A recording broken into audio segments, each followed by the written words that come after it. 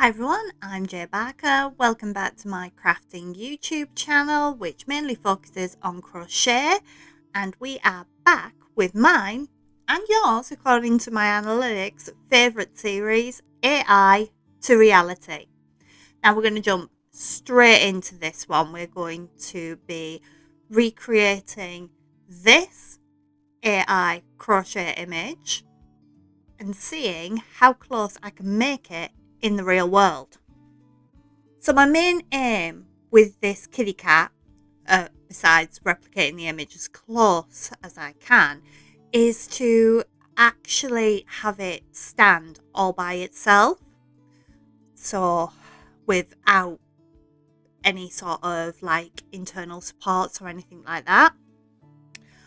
I'm also going to follow as much of the stitches directions as I can, which will be interesting when we come to the body because, as we can see here, the stitches are running in two opposite directions.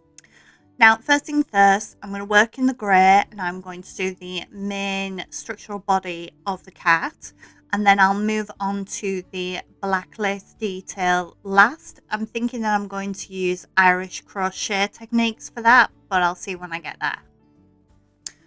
Okay, first things first, in my grey main body of the cat, I'm going to start with the head, and I'm going to start with a chain here on the head and then work in rounds around said chain to create an oval shape for the head.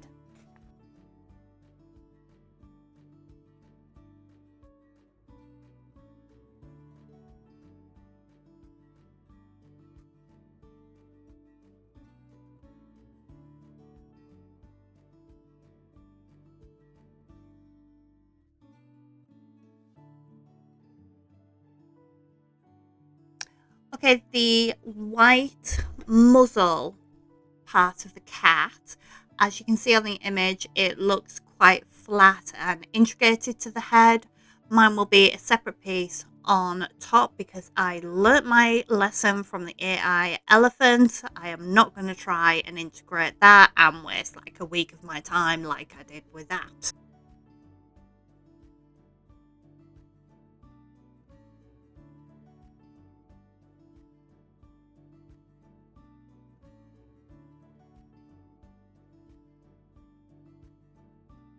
Right, so I've got the muzzle all done and attached now. I'm going to work on some of the black detail work, which I'm happy to say is really bringing all of this together.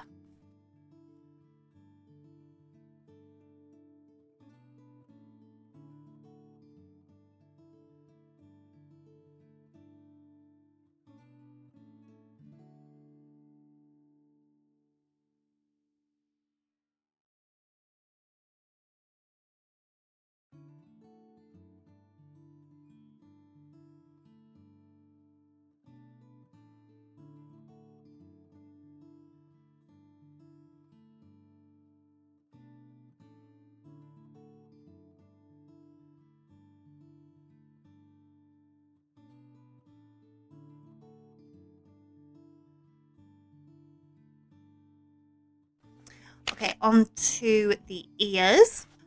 Just done on the round, starting with 4 into a magic circle and then expanding out. Basic triangle, double layered for stiffness. As I said, I do want all of these elements to stand on their own. I'll do the second ear later on. I want to keep on working on the design process at the moment.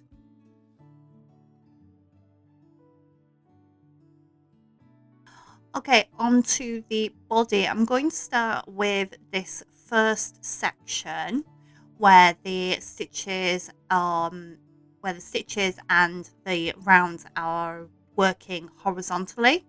I'm going to start with a chain of 12 because that's how many stitches are left on the bottom side of the head, and I'll work a flower bulb shape.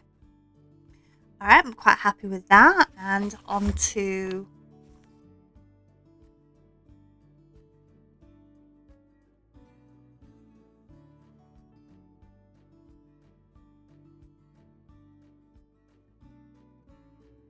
working onto the back part of the body. Looking at the image and the proportions, I'm figuring this back part of the body needs to be about as wide as the head. I'm going to start actually at the back, so at the cat butt, just so I can have that end all closed. Then I'll expand it out to how big I want it, and then figure out if I need to do any decreases across the length.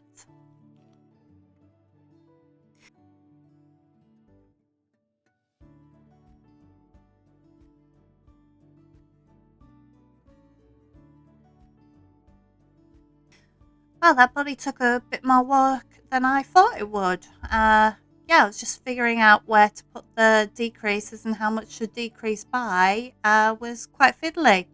I often do find that with these sort of pieces, though, that it really just comes down to the nitty gritty of a few rolls this way, a few rolls that way, where you'll put everything.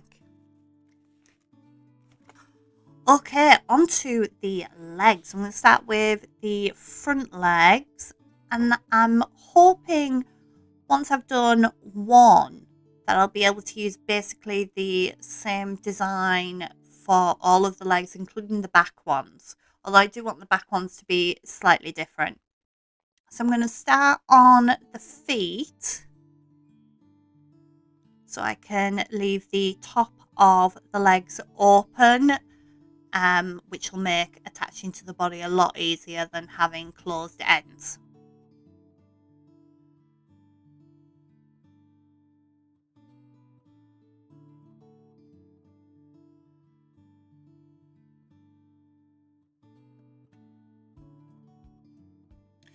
Now the two front legs are identical until it comes to the top few rows, because obviously we have a left and a right curve to the body where they'll be attached to. They do need to be slightly different.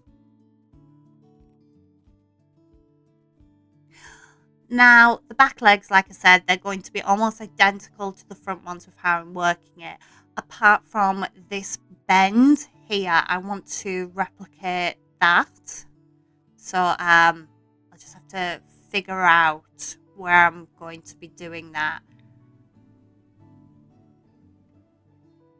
I'm thinking when I get to about a midway point on the pattern, maybe around about row 9, I'll put decreases on one side and increases on another to create the curve without losing any width of the leg itself.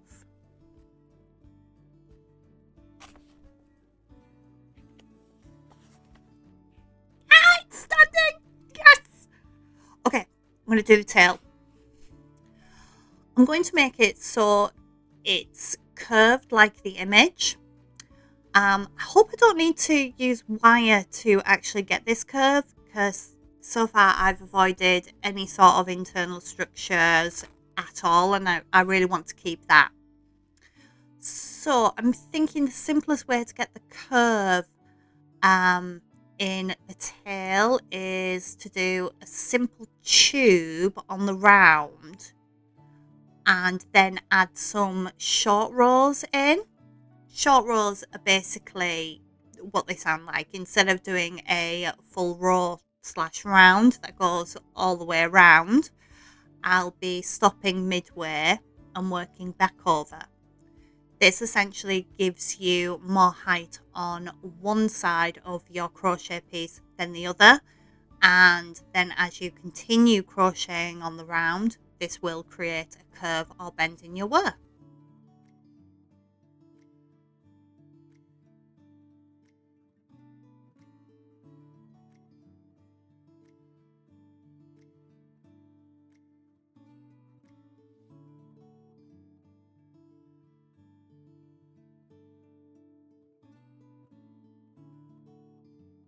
Oh my god, that went exactly as planned. Right, I'm going to get this other ear done and then join all of these grey pieces together. and then it'll be onto the lace work.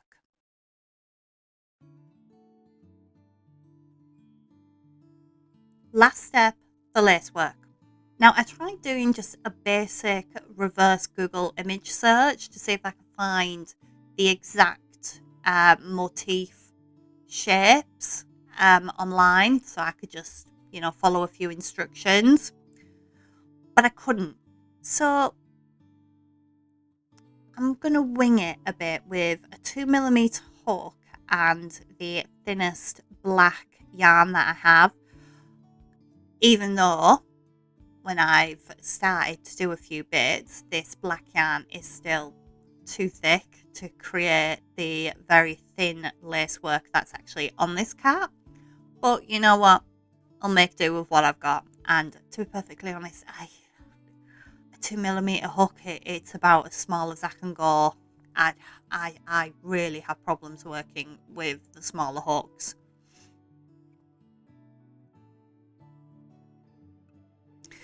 Now, I have done a bit of Irish crochet before. It was with my Christmas AI to reality, the Christmas tree.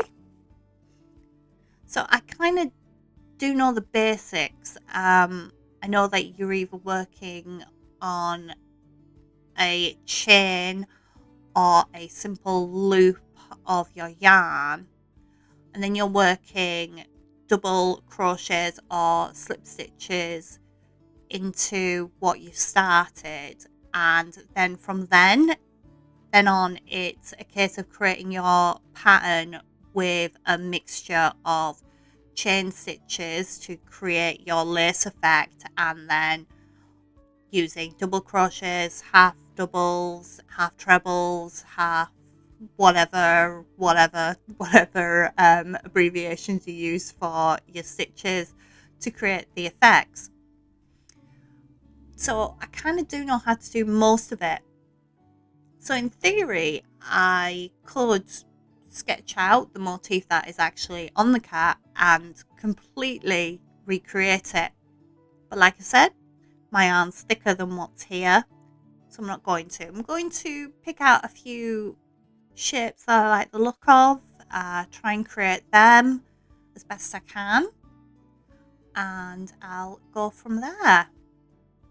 Like I say, I've only really looked at Irish crochet once, so I'm by no means an expert at it, and I'm just going to try my best. Alright, I'm going to get these pieces stitched in place now, and then I'm going to do just some surface stitches to make all of these separate pieces feel like they are one piece all together.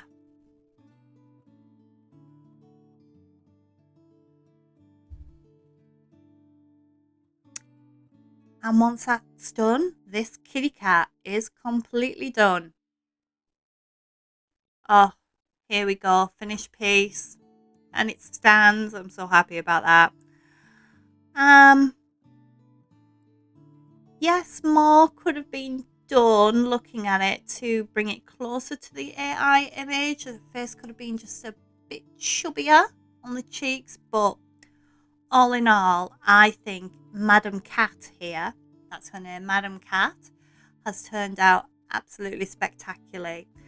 And as a bonus doing this, I've now got a fairly good animal template, which I'm sure is going to come in handy on future projects, whether they be AI to realities or my own creations or some crazy thing that my kids want me to make. All right, I'll see you again. Bye.